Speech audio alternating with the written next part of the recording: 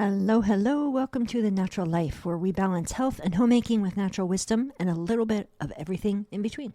I'm your host, Brenda Romanowski, and today we're diving into a topic that's particularly relevant as we hit Quitter's Day, January 10th. That's today. That's right. Today is the day when many of us throw in the towel on our New Year's resolutions.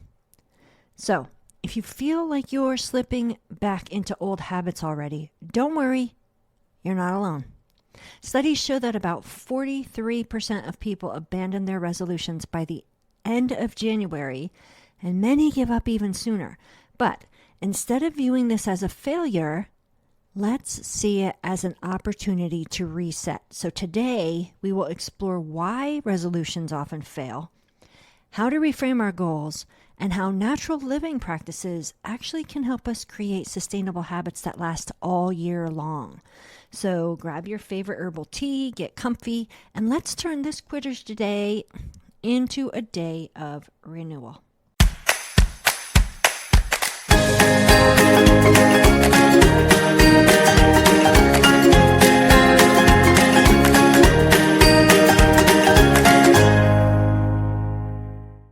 So, since it is Quitter's Day, let's take a moment to look at some eye-opening statistics, okay? And these are according to various studies. 77% of people maintain their resolutions for just the first week. What? 77%. 55% stick with them after 1 month. By 3 months, only 43% are still on track. And after 6 months, that number drops to about 40%. Shockingly, only about 19% have kept their resolutions after 2 years. And if you think those numbers are daunting, you are not alone. The fitness app Strava, which I tend to use for bike riding, walking, things like that. This app found that nearly 80% of people who make New Year's resolutions abandon them by mid-February. That is a powerful reminder that change is hard. But by understanding these challenges, it can help us prepare better for success. So it's not just about willpower. It's about creating realistic goals that resonate with our lives.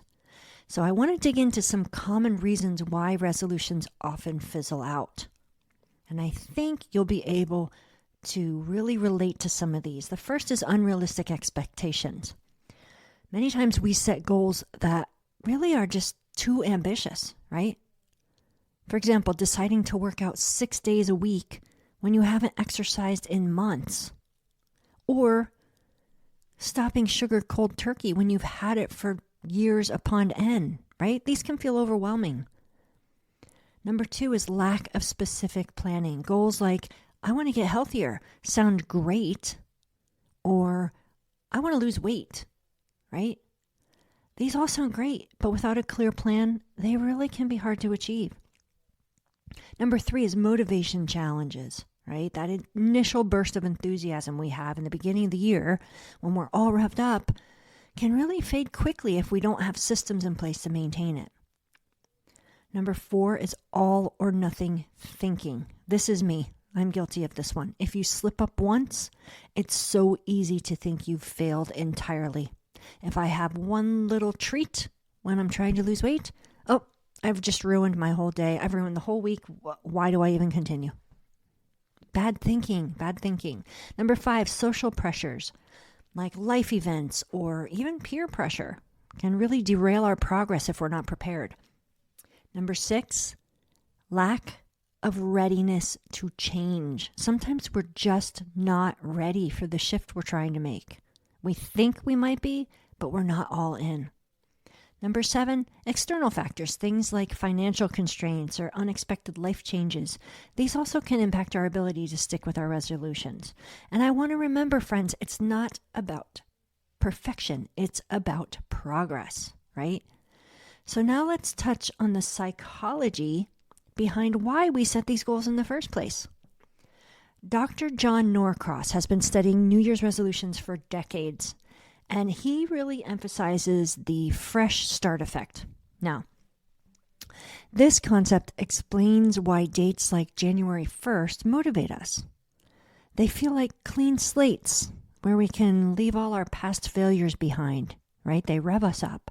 However, this fresh start mentality actually can lead us to set goals that are overly ambitious, and we don't really consider what it truly takes to achieve them. So I want us to take a moment to explore some statistics about New Year's resolutions and their success rates. Did you know that certain types of resolutions tend to be more successful than others? It's true.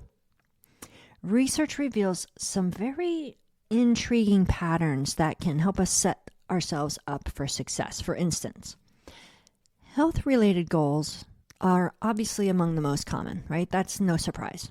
And they're also the ones that many people find the most challenging. Studies show that about 50% of individuals who set fitness goals manage to stick with them for at least 6 months. That's a solid number. But it also means that half of us might be struggling to keep those commitments. Now, when it comes to financial goals, the success rate dips a bit. Only about 35% of people maintain their resolutions related to saving money or budgeting after 6 months. And this highlights just how tough it can be to change our financial habits, especially when temptations are everywhere and we can just get something, the next day practically. Sometimes not even. Now, here's something exciting.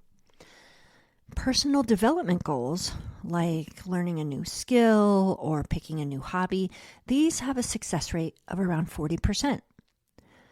So, this tells us that while these goals might be popular, they still require dedication and planning. But here's the kicker. One of the most effective strategies for achieving your goals is simply writing them down. You heard me. Writing them down.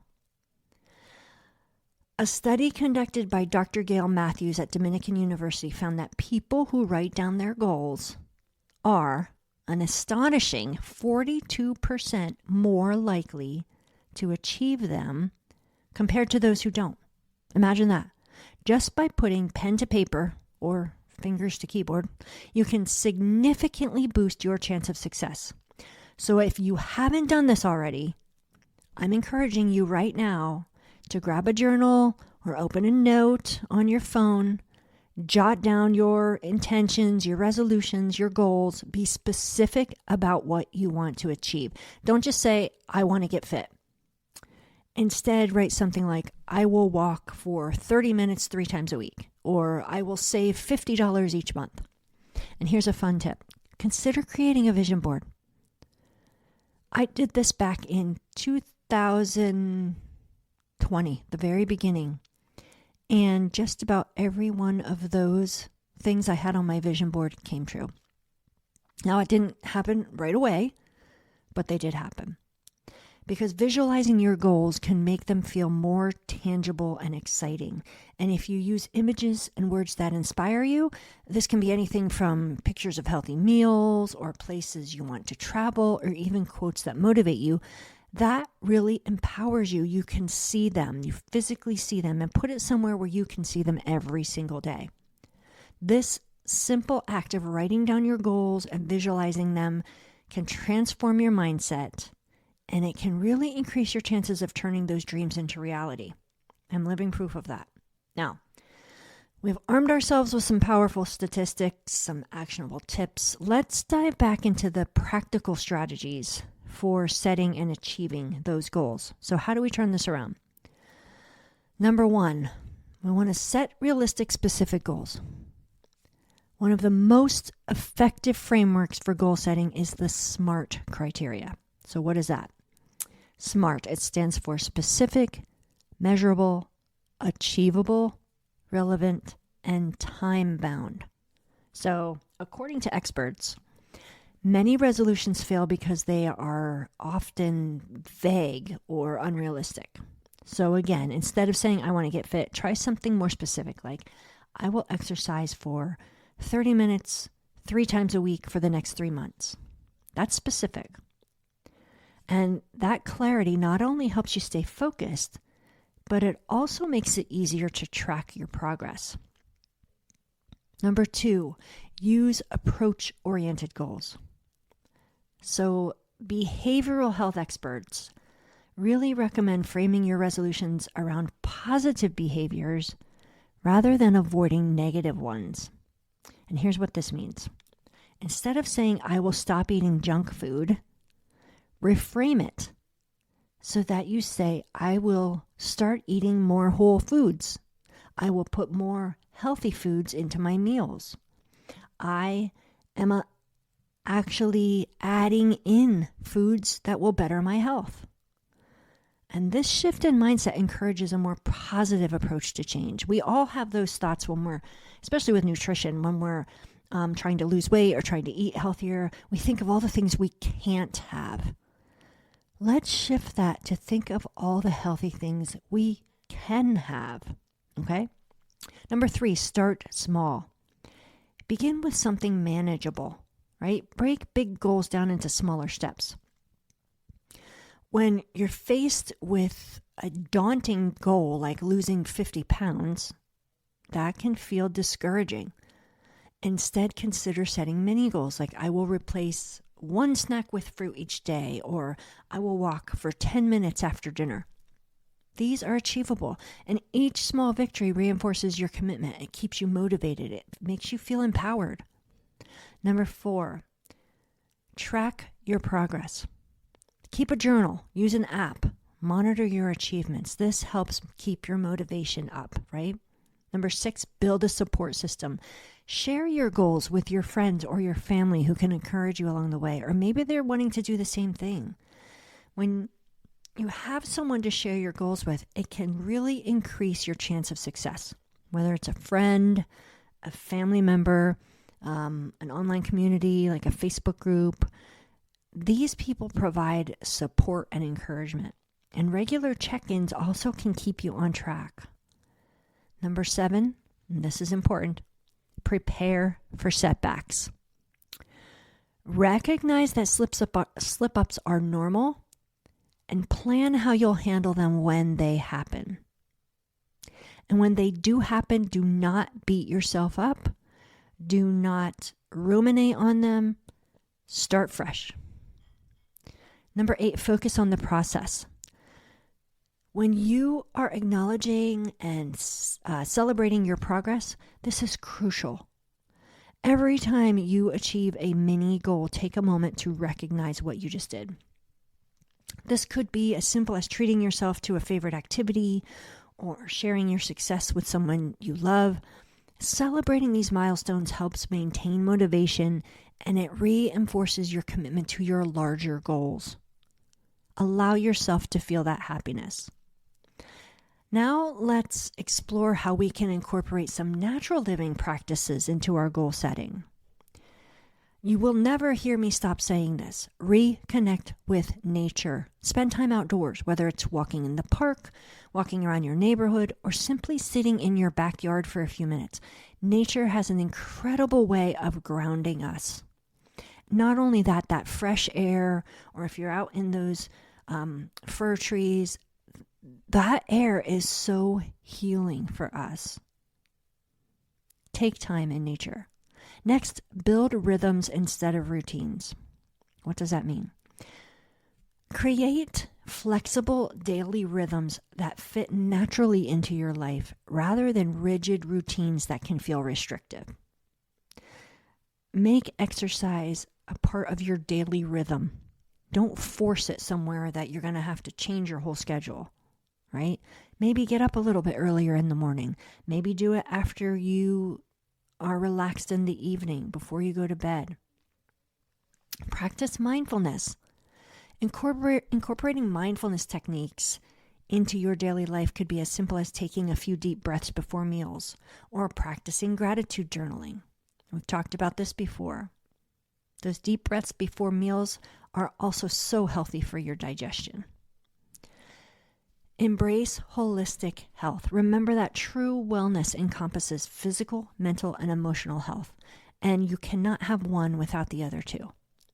And finally, let's talk about mindset, because no matter how great your plan is, it's not going to work if your mindset isn't aligned. And as Thomas Edison said, our greatest weakness lies in giving up.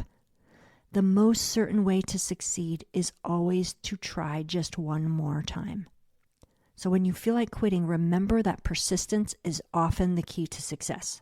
How do you do this? You embrace flexibility. Resolutions or intentions don't have to start in January, people.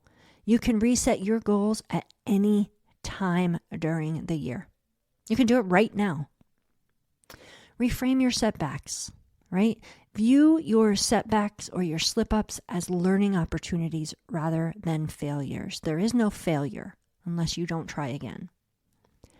Focus on your why.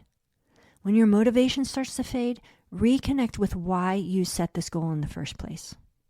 What did you start it for? What are you trying to achieve? And Jim Rohn said, your life does not get better by chance. It gets better by change. Change is essential for growth, so I want you to embrace it wholeheartedly. Next, practice self-compassion. Be kind to yourself. Change is challenging. Remember that setbacks are a normal part of any journey toward change. Instead of being hard on yourself when things don't go as planned, view these moments as opportunities for growth and learning, and reflect on what went wrong, and then adjust your approach moving forward. And as someone who values faith in my life, I find strength in knowing that our wellness journey isn't just about personal willpower, but it's also about seeking guidance and finding peace within ourselves or from God. That's the main thing. So as we wrap up today's episode on Quitter's Day, remember this. Falling off track doesn't mean failure. It just means you're human. Give yourself some grace. If God can give you grace, you can give yourself grace, right? The key in learning how to reset in a way that feels natural and sustainable is for you. That's the key. So here's my challenge for you today. Take some time to reflect on one goal you've been struggling with and think how you can simply or reset it or simplify it by using one of the strategies we've discussed today. And again, if this episode resonated with you, and I hope it did, I would love for you to share it with someone who might need a little encouragement right now. Please follow me, type in a comment if you have one, and don't forget to subscribe so you never miss an episode. Until next time, stay grounded, stay inspired, and keep living the natural life. Make it a great day.